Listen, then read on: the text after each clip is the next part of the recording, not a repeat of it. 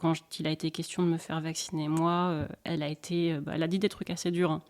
Elle m'a sorti des j'espère que t'auras rien, mais qui voulait dire. C'est une espèce de partage en gros. Si j'ai rien, elle est contente parce que je suis sa fille. Si j'ai quelque chose, elle est aussi contente parce qu'elle a raison. Donc ça fait mal d'entendre ça, quoi, en fait. Ouvrez les yeux juste. Ouvrez un peu les yeux en fait. Des gogoles, faites des gogoles. Complotiste, hein? Théorie du complot, brûlée sur le bûcher. Mais réveillez-vous, tout est calculé. Pour qu'il y ait des complotistes, comme disait ma grand-mère, il faut qu'il y ait des comploteurs. Tout est faux et planifié à l'avance. Excuse-moi, mais il faut être borne de l'œil dominant pour pas le voir. Et alors là, il me disait que j'étais vraiment un mouton, que j'avais plus de cerveau et que je faisais partie d'une expérience de manipulation de masse. On a touché le fond. Hein. À un moment, je voulais plus la voir. J'avais plus de mère. Mon Dieu, mais jusqu'où ça va aller ?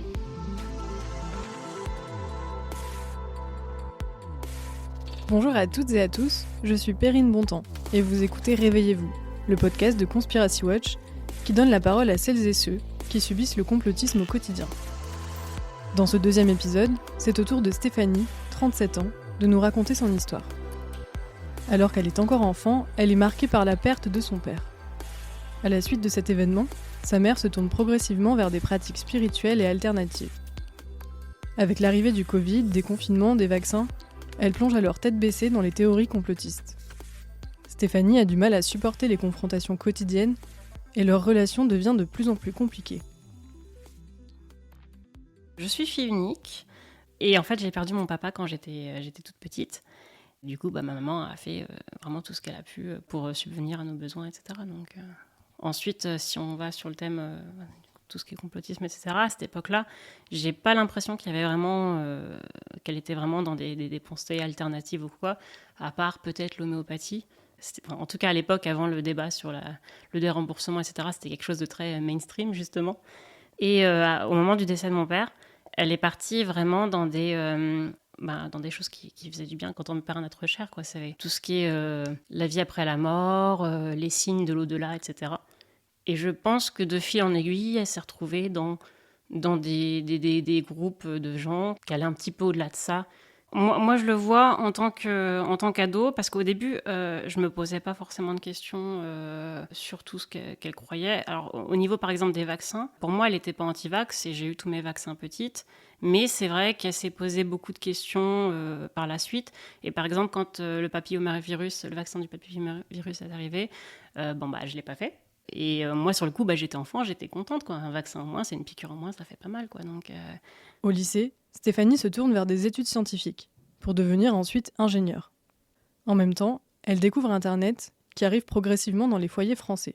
Elle s'intéresse à Hoaxbuster, un site web créé en 2000, dans le but de limiter la propagation des canulars informatiques et des rumeurs qui circulent sur la toile. Elle tombe aussi sur des forums, et découvre ainsi l'existence des platistes, ces individus qui croient que la Terre est plate, et se fascinent vite pour leurs échanges. c'est ça qui m'a fait arriver un peu face à ma mère des fois, avec les billes pour lui répondre, en fait, parce que elle me disait un truc, elle qui n'est pas du tout dans la science, etc., elle me disait ce qu'elle croyait avoir compris, et je lui disais, mais non maman, c'est pas possible, parce que tac, tac, tac, tac, tac. Et donc voilà, mais à l'époque, les débats, c'était vraiment sur les vaccins qui donnent l'autisme, des choses comme ça, un peu tout ce qui est chemtrails aussi. Ah, quand même, il y a beaucoup d'avions... Oh là là, toutes les traces, ça doit pas être naturel tout ça. Bon, c'est pas naturel, c'est de la pollution, hein, mais est-ce que ça vise vraiment à nous faire du mal, etc. Voilà, il y aurait des preuves, il y aurait des choses comme ça, quoi. Les chemtrails, c'est le nom donné par certains complotistes aux traînées blanches de condensation laissées par les avions dans le ciel. Ce matin, Marseille, quadrillé de chemtrail.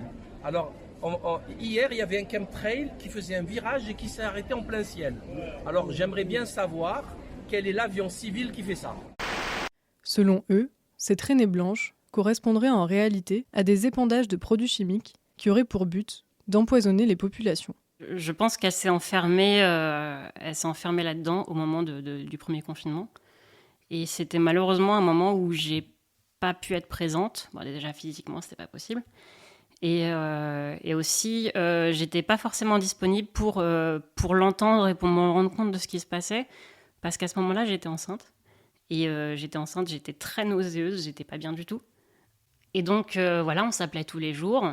Et en fait, tous les jours, c'était oh là là, on est confiné depuis 3 jours, les hospitalisations diminuent pas, ça veut dire que ça sert à rien ce qu'on fait, et ainsi de suite. Le lendemain, oh là là. Et, enfin, en fait, à chaque fois, j'ai dû lui expliquer un petit peu tout ce qui est inertie, le principe d'inertie. En gros, il fallait un petit peu de temps pour que tout diminue, etc. Et en fait, à chaque fois, c'était ah, mais j'ai vu ça sur Internet, tu savais que, tu as vu que. Et à chaque fois, c'était des choses que j'avais déjà vues. Donc à chaque fois, voilà, chaque jour, il y avait son petit lot de ça sert à rien, le confinement, c'est pas normal, ou alors au contraire, cette maladie, on nous cache des choses, etc. Ou alors c'est volontaire, si on n'a pas les masques, c'est pour nous faire du mal, etc. Et donc à chaque fois, j'essayais déjà de la rassurer, de détricoter le truc. Et le problème, c'était que le lendemain, c'était reparti à zéro. Et parce qu'entre-temps, il s'était passé 20 heures où elle était sur son téléphone, sur son ordinateur, je sais pas, et elle regardait des vidéos, et voilà.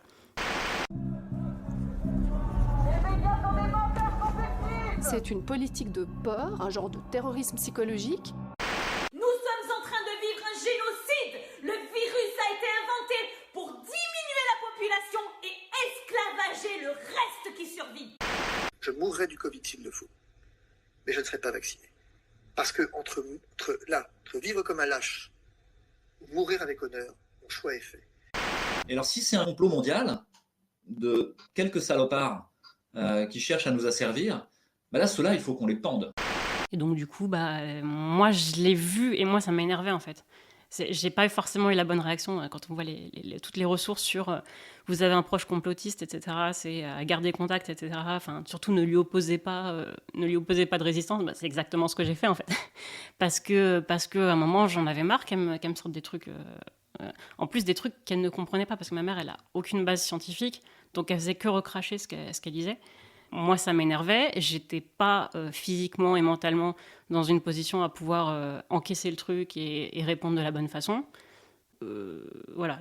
En plus, je suis pas d'un naturel très patient. Donc, c'est vrai que ça a commencé un petit peu à monter en mayonnaise à ce moment-là. Et à chaque fois, ma mère, elle revenait. Et moi, à ce moment-là, je l'ai très, très mal pris parce que j'aurais bien aimé parler de moi, de ma grossesse, de comment je me sentais. Et je me sentais pas bien.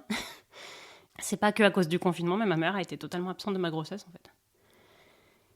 Et ça, ça m'a fait un peu mal. Et en parallèle, ce qui est un petit peu paradoxal, c'est que ma mère, elle avait peur du Covid. Donc il y avait le côté contre, le côté on nous ment, etc. Mais il y avait aussi le côté peur du Covid. À ce moment-là, elle m'a parlé de professeur Raoult. Elle m'a parlé plusieurs fois de Martine Vonner. Elle est assez fan de Berkoff. Qu'est-ce qu'il y avait d'autre François, mais François, c'est plus récent, je pense. Il y avait Louis Fouché aussi. Tous ces noms sont très populaires dans la complosphère. Écoutez par exemple Martine Vonner, en 2021. Toutes ces personnes âgées qui ont été achevées, assassinées, seules,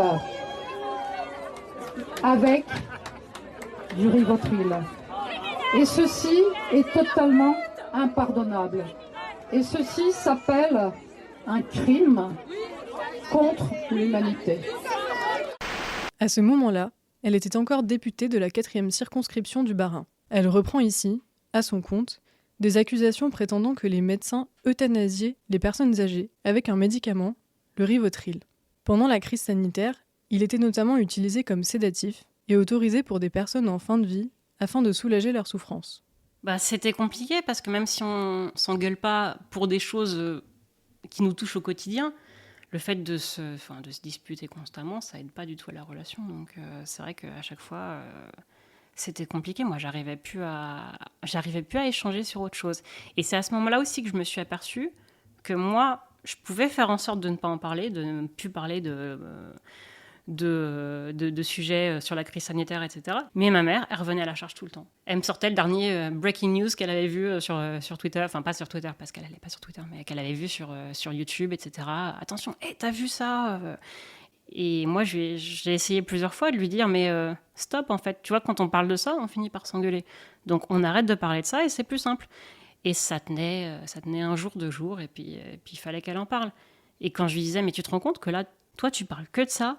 Et elle me disait à chaque fois, c'était, ouais, mais j'ai quand même le droit de m'exprimer. Enfin, c'est la liberté d'expression. Sauf que pour qu'au final, on arrive à ne pas s'engueuler, il fallait que moi, je restreigne ma liberté d'expression pour ne pas répondre. Sachant que quand elle me parlait des sujets complotistes, c'était pas juste j'en parle et puis c'est fini, c'était j'en parle. Et toi, t'en dis quoi? Donc voilà, ça demandait une réponse, donc c'était très très compliqué. Je lui ai même dit, on fait un espèce de nom de code. Quand tu commences à parler ça, même si tu t'en rends pas compte, je te dis stop et on passe à un autre sujet. Oh, quand même, c'est bon, tu vas pas me dire stop comme ça. Enfin, voilà, c'était facile ni pour elle ni pour moi. Hein, elle s'en rendait compte. Entre-temps, on a quand même vu une psy pour essayer d'améliorer notre relation, etc., sans parler du sujet complotisme. Et alors c'était quelque chose du genre thérapie familiale. Elle a voulu revoir ma mère, et en fait, il s'est avéré que ma mère l'a vue une fois et que ça s'est a priori mal passé, donc du coup, c'était la psy qui était pas bien. Et puis entre-temps, moi, j'ai accouché. Et il s'est trouvé que j'étais encore moins réceptive pour échanger avec elle après l'accouchement, parce que je suis passée d'un état de femme enceinte nauséeuse jusqu'à la fin de la grossesse à maman d'un petit bout de chou qui ne dormait pas, qui n'a pas dormi pendant 17 mois, donc c'était long.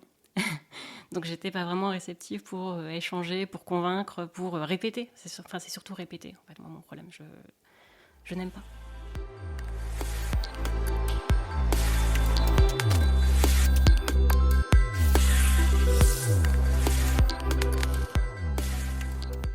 Quand ils ont commencé à annoncer qu'un vaccin allait être testé, etc., elle disait « Oui, je me ferai vacciner quand on aura suffisamment de recul, etc. » Mais sauf qu'en fait, on n'a jamais eu suffisamment de recul. Et qu'entre-temps, elle a vu passer des témoignages et encore des témoignages de gens qui ont soit des pathologies réelles, soit des pathologies, des trucs qui arrivent de nulle part. Mais voilà. Du coup, ma mère ne s'est jamais fait vacciner. Et là-dessus est arrivé le pass sanitaire. Et là, ça a été très, très, très mal vécu. Et je peux le comprendre. Parce que je pense que c'était quand même pas très bien amené, ce truc-là. Parce que là, on touchait à son quotidien, on touchait à sa vie, enfin à sa qualité de vie surtout. Et donc du coup, là, elle a commencé à être vraiment très très en colère contre le gouvernement et tout. Donc c'est vrai que ces discours, c'était vraiment après anti-gouvernement, et Macron ceci, et Macron cela. Et c'était comme si c'était Macron qui avait fait le vaccin, parce qu'en fait, dans sa tête, vraiment, c'est tout très mélangé, quoi. Elle confond les données scientifiques avec les décisions de Macron. On peut suivre les données scientifiques et être en total désaccord avec les décisions de Macron. Donc du coup, vaccin, quand il a été question de me faire vacciner, moi, elle a dit des trucs assez durs. Hein. Elle m'a sorti des j'espère que t'auras rien, mais qui voulait dire. C'est une espèce de partage, en gros. Si j'ai rien, elle est contente parce que je suis sa fille. Si j'ai quelque chose, elle est aussi contente parce qu'elle a raison. Donc ça fait mal d'entendre ça, en fait. Stéphanie n'est pas restée sans rien faire face à la relation qui se dégradait avec sa mère. Après avoir essayé d'argumenter et de la convaincre, elle a voulu tenter la diversion et changer de cadre. Ça allait toujours pas entre nous. Je me suis dit, on va faire le marché de Noël, comme ça on va voir des choses, on va parler d'autres choses, etc. Et j'étais plus là-dedans, moi, du tout. Pour moi, Noël, c'était quand même très, très éloigné du mois de juillet où le pass sanitaire a été... Voilà, donc j'y étais plus du tout. Et on commence à s'approcher du marché de Noël, et je vois des rambardes et des policiers municipaux qui regardent le truc. Donc je commence à me dire, oh là là, j'ai peut-être fait une erreur. Et là, ma mère, elle a éclaté quand elle a compris qu'elle pouvait pas faire le marché de Noël. Et en gros, elle a dit très très fort, il y avait du monde autour, c'était un marché de Noël, c'est normal, que si on la mettait dans un train pour Auschwitz, c'était pareil, la situation était similaire. Donc j'étais super mal à l'aise, d'autant que c'est ma ville, moi je vis ici, pas elle. Donc voilà, j'étais très mal, j'ai essayé de rattraper le coup, etc. Mais c'était C'était vraiment une situation assez humiliante. Et après, c'est vrai que les discours étaient encore plus marqués, mais je pense que c'était la colère de la situation avec le pass sanitaire. Elle m'a parlé plusieurs fois, on est en dictature, etc. J'ai expliqué dictature, voilà, Corée du Nord, tout ça. C'est pas tout à fait pareil, mais à chaque fois, elle en démordait pas. Et c'est vrai qu'il y avait plus de... il n'y avait pas de retenue, en fait, dans ses propos. C'était vraiment c'était excessif à chaque fois, quoi. Et excessif et bien... qui éclatait au mauvais moment, quoi, au moment où les gens peuvent entendre. donc c'est compliqué. Ton passe, on n'en veut pas. Macron, ton passe, on n'en veut pas. Elle a eu le Covid, elle l'a eu 2 fois, à ma connaissance. Mais elle a fait le Covid une première fois, elle me l'a pas dit. Et la deuxième fois, a priori, elle a fait un malaise. Donc, dans son appartement toute seule. Donc, voilà. Donc, entre-temps, ma fille a fait un Covid aussi. Et ça n'a pas été très joli parce que elle nous a fait une grosse semaine d'état grippal bien cogné avec des températures pas loin du 41. Et le problème, c'est qu'ensuite, elle a fait 3 mois de toux. Elle a toussé pendant 3 mois. Et on l'a très très mal vécu parce que d'une part, ma fille, quand elle a fait son Covid, elle venait tout juste de commencer à faire ses nuits. Ça faisait pas longtemps qu'on avait l'opportunité de dormir. Et on a enchaîné sur 3 mois de nuits horribles avec la petite qui toussait. Alors 3 mois, ça rentre pas dans le Covid long, c'est juste à la limite. Mais du coup, c'est terminé, on est content. Mais c'est vrai que je me suis dit, si on pouvait éviter de faire ça à chaque fois, ce serait pas mal. Et il y a eu toute la période où le vaccin était autorisé aux États-Unis, qui commençait à vacciner en masse des gosses, avec des gens qui faisaient le pied de grue devant les centres de vaccination en disant « Faites pas vacciner vos gosses, vous allez les tuer » et tout. Voilà.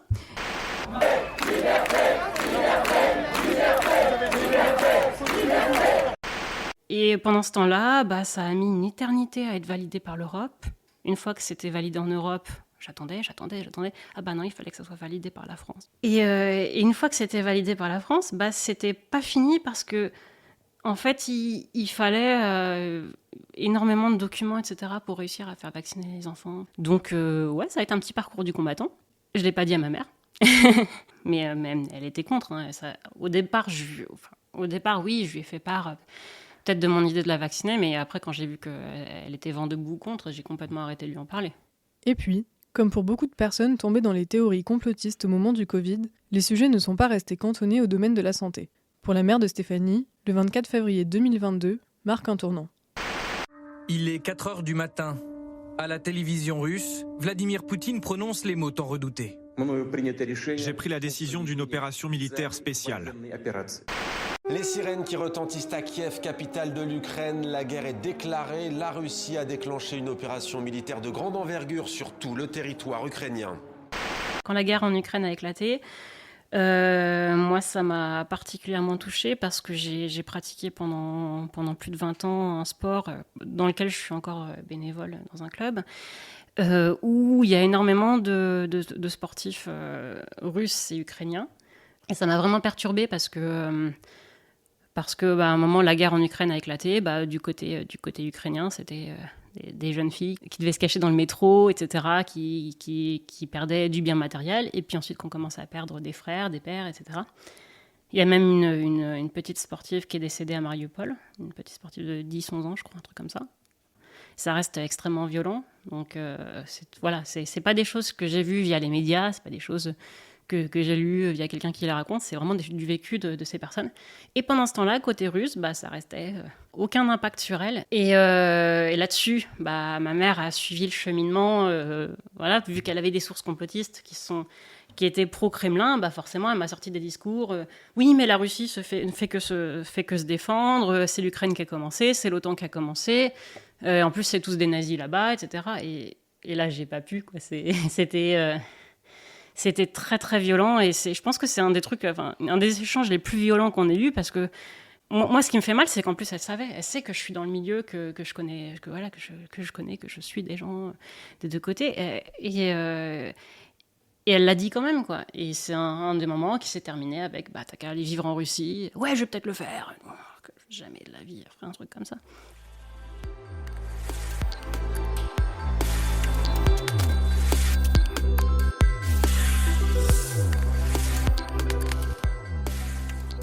Il y a eu ensuite un tournant parce que à Noël 2022, ma maman est venue pour fêter Noël avec ses cadeaux, etc. à la maison. Alors, il faut savoir que moi, dans tous les moments qui précédaient, j'évitais de me retrouver seule avec ma mère parce que, en fait, quand mon conjoint était là, j'avais remarqué qu'elle parlait plus trop de ces sujets complotistes. Et donc, je faisais en sorte que mon conjoint soit là assez souvent. Sauf qu'à ce Noël-là, ma mère est arrivée et c'est le moment qu'elle choisit ma fille pour remplir sa couche. Donc là, il fallait changer la couche et c'est mon conjoint qui y a été. Et pendant les 2 minutes du changement de couche, ma mère est passée sans transition de « Ah, tu t'es coupé les cheveux, ça te va bien » à « Il ne faut pas que tu fasses vacciner ta fille » en m'assénant argument sur argument. Et dans les pattes de ta grand-mère, j'ai rencontré une infirmière qui m'a dit que, et machin, elle est malade de, et truc-muche, elle est malade de, etc. Elle a enchaîné. Et moi, j'avais même pas... Enfin, J'étais vraiment sur le derrière, pour pas dire autre chose. Et je savais plus quoi dire, quoi faire. Et ça arrivait vraiment... voilà, c'était sans transition et c'est tombé comme ça.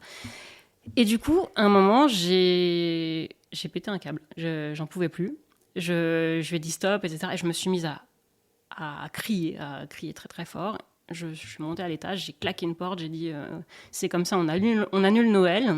Donc mon conjoint qui est ressorti de la chambre de la petite en disant mais qu'est-ce qui se passe, c'est quoi ce bazar et tout. Et donc il a récupéré ma mère qui était j'imagine dans tous ses états aussi. Et mon conjoint a essayé de discuter avec elle en lui disant mais tu te rends compte quand même qu'à chaque fois tu parles que de ça, que Stéphanie elle fait en sorte de faire attention à pas parler de ça à chaque fois, mais toi tu parles que de ça tout le temps. Et là en fait je pense que le fait que ça se soit passé en un laps de temps extrêmement court, elle s'est rendue compte que c'était pas moi qui avais mis des pièces dans la machine, que à chaque fois que là c'était vraiment elle qui parlait. Et je pense que ça a fait du bien que ce soit mon conjoint qui lui dise ça, parce que mon conjoint, il est pas du tout dans l'argumentation au niveau du complotisme, il s'en fiche complètement. Donc je pense que ça a fait du bien. Bon, Noël, c'est très mal passé, hein. Ça a été très très froid, ça a été très très froid, et ça a continué à être très très froid, parce que dans les 2-3 mois qu'on suivit, moi j'arrivais plus. J'avais plus de relation avec ma mère, c'était compliqué. Alors j'ai pensé un nombre incalculable de fois, après chaque engueulade, quasiment, à couper les ponts, mais... moi, je suis de nature à m'en vouloir beaucoup, donc je peux pas couper les ponts, c'est pas possible. Je vivrais moins bien en le faisant qu'en le faisant pas. Donc voilà. J'ai dû faire un long silence radio quand même de peut-être un mois et demi, et puis c'est ma mère qui a dû revenir vers moi. Et en gros, sur le coup, à chaque fois qu'elle reprenait contact avec moi, on parlait de choses et d'autres, etc. Au début, c'était très très compliqué pour moi de vraiment parler de la pluie, du beau temps, de la météo, de surtout faire attention à ne pas parler c'est encore du quotidien en fait, parce que je sais plus, je crois qu'il n'y avait plus le pass sanitaire, etc. Mais c'était encore des choses du quotidien, donc vraiment de absolument parler de rien, même qui mentionne la politique, parce que c'est Macron. Et donc du coup, au début je faisais attention, et puis je me suis pas rendu compte, mais au fur et à mesure des semaines, des mois, je me suis aperçue que la discussion elle était beaucoup plus fluide, beaucoup plus que je pensais plus à faire attention à pas parler de ça, etc. Et en fait c'est assez récent que j'ai mis le doigt dessus, mais en fait ma mère elle parle plus du tout de complotisme, et c'est pour ça que notre relation elle va mieux. Et je pense que cet événement de Noël a fait un espèce d'électrochoc. En fait, que le problème, c'était pas le complotisme, c'était pas qu'elle croit à ce qu'elle croit et que moi, j'y crois pas. Et c'était vraiment qu'elle ramenait le sujet tout le temps. Et elle a dû vraiment comprendre. Et du coup, ça va mieux. Du coup, j'ai retrouvé une mère, j'ai retrouvé une grand-mère pour ma fille. Et je dis pas que, là pour l'instant, ma fille, elle est encore jeune, elle a 3 ans. Je dis pas que je vais pas surveiller un petit peu peut-être les discours que ma mère peut mettre dans la tête de ma fille quand elle sera un peu plus grande, mais pour l'instant elles font de la peinture ensemble, elles font de la trottinette, etc. C'est redevenu un truc normal en fait. Et ça fait du bien. Et en fait, je me dis un truc qui est assez perturbant, c'est que j'aimerais pouvoir lui dire merci, mais je peux pas. Parce que si je dis merci, elle va me dire merci pourquoi, il va falloir que j'en parle. Et je veux pas en parler, parce que ça va trop bien sans en parler. Donc Voilà, c'est compliqué. C'est compliqué, non, c'est beaucoup plus simple qu'avant parce que on a touché le fond. Hein. À un moment, je voulais plus la voir, j'avais plus de mère. J'avais que les mêmes complotistes qu'on a sur Twitter, qui te souhaitent du mal dès que tu parles du vaccin, qui te souhaitent d'avoir des maladies et tout. Donc, ma mère, c'était limite ça à un moment. Donc, alors que moi, je lui ai jamais rien souhaité. J'ai juste dit que j'avais la trouille, quoi. Elle m'en parle plus à moi, mais je sais qu'elle est toujours à fond dedans parce que, pour plusieurs raisons. Déjà, je dois faire régulièrement la maintenance informatique, que ce soit sur son ordinateur ou sur son téléphone, et je vois ses notifications, je vois tout. Enfin, à un moment, je peux pas faire de la maintenance en fermant les yeux, quoi. Donc, je vois bien, mais j'en parle pas. Mais il y a ça, et je sais aussi qu'elle en parle à d'autres parce que je me suis retrouvée à un moment à discuter avec d'autres personnes et j'ai entendu, en gros, tout ce que moi j'entendais avant, et avec des gens qui étaient réceptifs, qui étaient comme elle. Donc, je l'ai entendu, et je suis passée à côté, et puis j'ai attendu qu'elle finisse sa discussion, et puis on est reparti. On a parlé d'autres choses. Mais moi, du coup, ça me laisse entendre que elle fait des efforts pour pas en parler avec moi. Et j'apprécie d'autant plus, en fait. Et les trucs qu'elle fait déjà, tout ce qui est méditation, les groupes de méditation, tout ce qui est yoga, tai chi. Oui, tai chi, elle fait encore. C'est tout ce qui est reiki qu'elle fait plus, etc. Elle a fait aussi des stages de jeûne. Le reiki, que sa mère pratiquait avant, c'est un soin énergétique d'origine japonaise et qui est préconisé par ses adeptes pour soigner des troubles psychologiques. Une méthode non conventionnelle et donc pas reconnue par la communauté scientifique. L'univers du Reiki en France est d'ailleurs observé par la mission interministérielle de vigilance et de lutte contre les dérives sectaires, aussi appelée Miviludes. Ces pratiques alternatives, souvent liées au courant New Age, sont une porte d'entrée courante vers le complotisme et parfois même vers certaines dérives sectaires.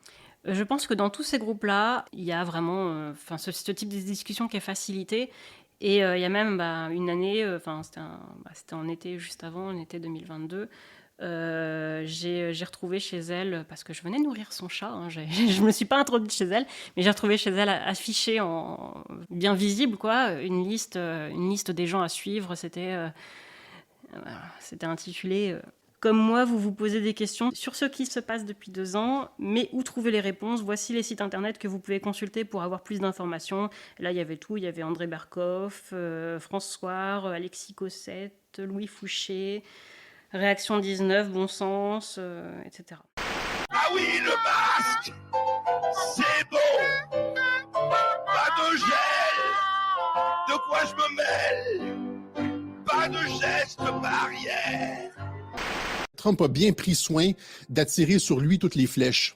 Et ça a été justement une partie de sa stratégie, c'est-à-dire qu'il a été tellement direct et clair dans son approche en 2015-2016 qu'il a mobilisé l'ensemble des forces de l'État profond contre lui dès le début.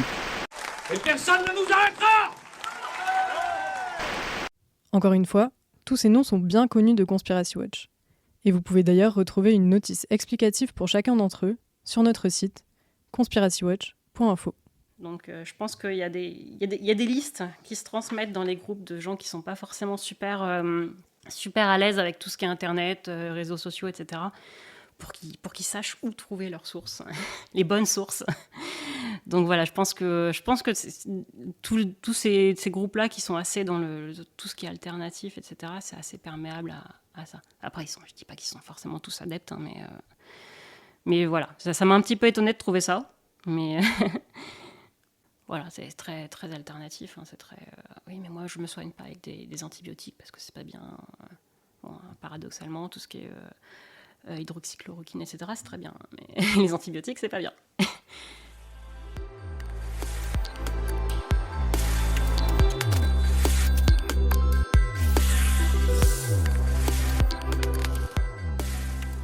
Alors, mon conjoint en a eu marre de m'entendre parler de ma mère.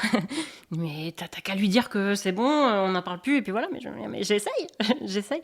Non, ça a été très difficile parce que moi, j'étais au 36e dessous quand je revenais, et il y a eu des engueulades avec mon conjoint justement à cause de ça, parce qu'il en avait marre de me récupérer comme ça et tout.